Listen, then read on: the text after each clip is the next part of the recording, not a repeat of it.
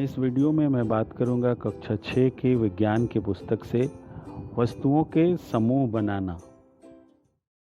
हम अपने आसपास कई प्रकार की वस्तुओं को देखते हैं। कुछ वस्तुएं कांच की बनी होती हैं, कुछ लोहे की, कुछ प्लास्टिक की, कुछ कपड़े की। हमारे चारों ओर की वस्तुएं एक अथवा एक से अधिक पदार्थों से बनी होती हैं। ये पदार्थ कांच, धातुएं, प्लास्टिक, लकड़ी, रुई, कागज, मिट्टी हो सकते हैं। क्या आप पदार्थों के और अधिक उदाहरणों के विषय में विचार कर सकते हैं? वस्तुएं तथा पदार्थ जिनसे ये बनी है, हम एक सारणी बनाने का प्रयास करते हैं। प्लेट इस्पात की भी बनी हो सकती है, कांच की भी बनी हो सकती है, प्लास्टिक की भी बनी हो सकती है या अन्य कोई पदार्थ की। इसी तरह से पेन प्लास्टिक की हो सकती है, धातु की हो सकती है। जिस प्रकार एक वस्तु कई पदार्थों की हो सकती है, उसी तरह से कुछ पदार्थ का उपयोग एक से अधिक प्रकार की वस्तुओं को बनाने में भी किया जाता है। यहाँ पर एक आप सारणी देख रहे हैं जिसमें एक पदार्थ से बनी कई तरह की वस्तुएं हैं। जैसे लकड़ी से कुर्सी बन सकती है, मेज, हल, बैलगाड़ी और इसके पहिए। उसी प्रकार कागज से पुस्तकें, नोटबुक, समाचार पत्र, खिलौने, कैलेंडर आदि। इस तरह से कई पदार्थ हैं। इस प्रकार हमने देखा कि वस्तु एक ही पदार्थ से बनी होती है, तो ऐसा भी होता है कि एक ही वस्तु कई पदार्थों से भी बनी हो सकती है और फिर एक ही पदार्थ के उपयोग से कई वस्तुएं भी बनाई जा सकती हैं। तो ये कैसे निश्चित किया जाता है कि किसी दी गई वस्तु को बनाने के लिए कौन सा पदार्थ का उपयोग किया जाना चाहिए? तो हमें पदार्थों के विषय में जानने की आवश्यकता है। इसके लिए हमें पदार्थों के गुणों को समझना आवश्यक है। क्या आपने कभी ये जानने का प्रयास किया है कि गिलास कपड़े का क्यों नहीं बनाया जाता है? क्या होगा अगर गिलास कपड़े का बना दिया जाए? ध्यान रखेंगे कि गिलास का उपयोग सामान्यतः द्रवों को रखने के लिए किया जाता है, और यदि हम कपड़े का गिलास बना देंगे तो क्या हो सकता है? आपकी जो पानी होगी वो गिर जाएगी। अतः पदार्थों के वो सब गुण क्या हैं जो उपयोग के लिए महत्वपूर्ण होते हैं? हमें पदार्थों के गुणों को समझना होगा। दिखावट। प्रायः पदार्थ एक दूसरे से भिन्न दिखाई देते हैं। लकड़ी लोहे से बिल्कुल भिन्न दिखाई देती है।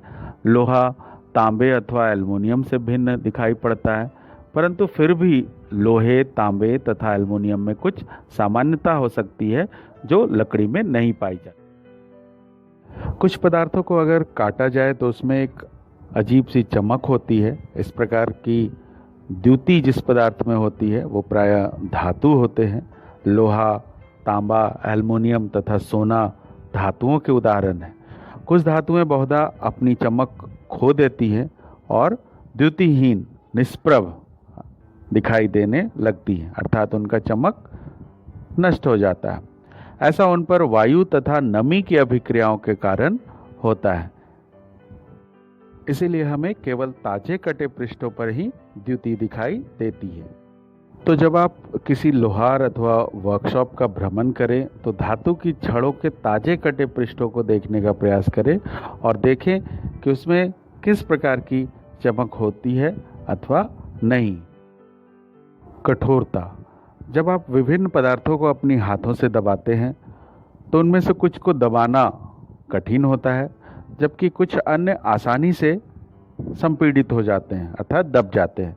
तो धातु की एक चाबी लीजिए और इसे लकड़ी, एल्युमिनियम, पत्थर का टुकड़ा, कील, मोमबत्ती से खरोचने का प्रयास कीजिए। आप कुछ पदार्थों को आसानी से खरोच सकते हैं, जबकि कुछ अन्य पदार्थों को इतनी आसानी से नहीं खरोचा जा सकता।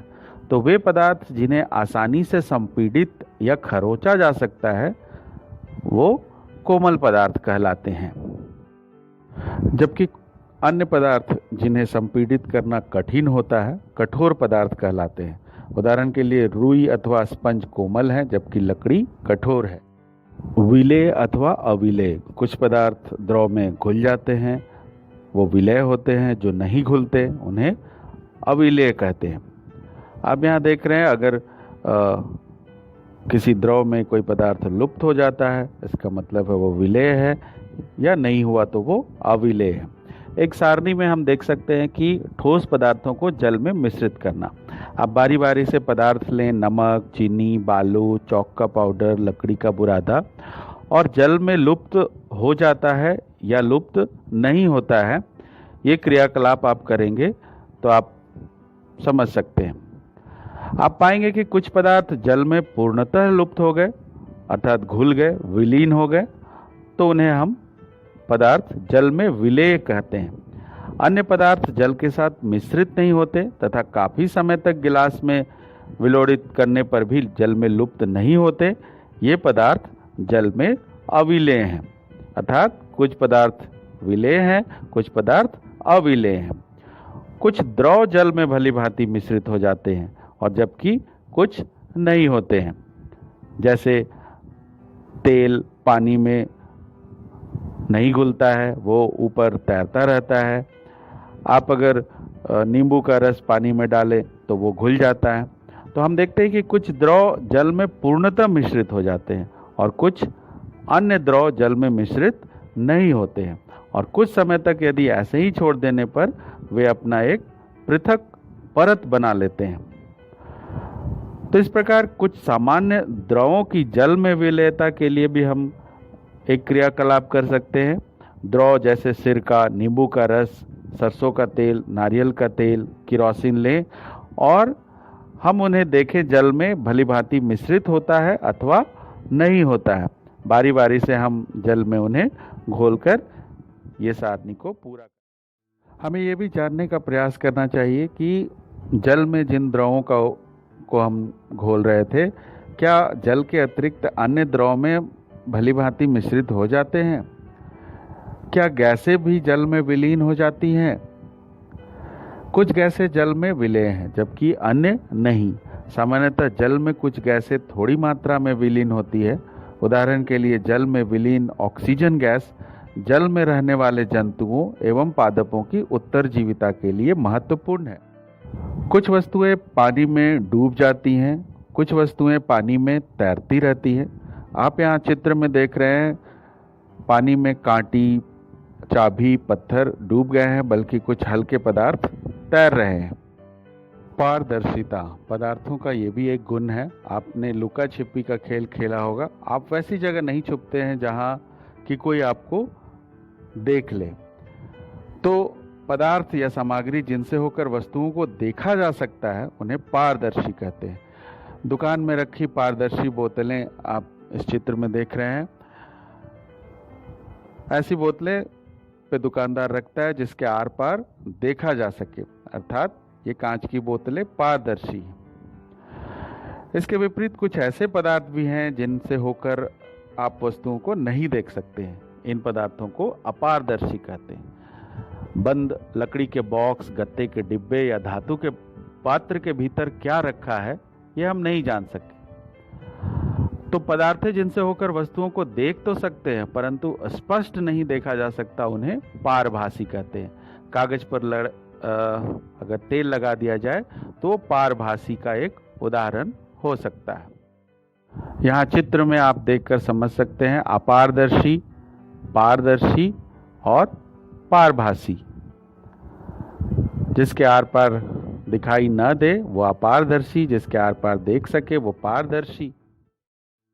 इस प्रकार हमने देखा कि पदार्थों की अपनी भिन्न दिखावट होती है तथा उनके जल अथवा अन्य द्रव में मिश्रित होने के ढंग भिन्न भिन्न होते हैं। वे जल में तैर अथवा डूब सकते हैं। वे पारदर्शी, अपारदर्शी और पारभासी हो सकते हैं।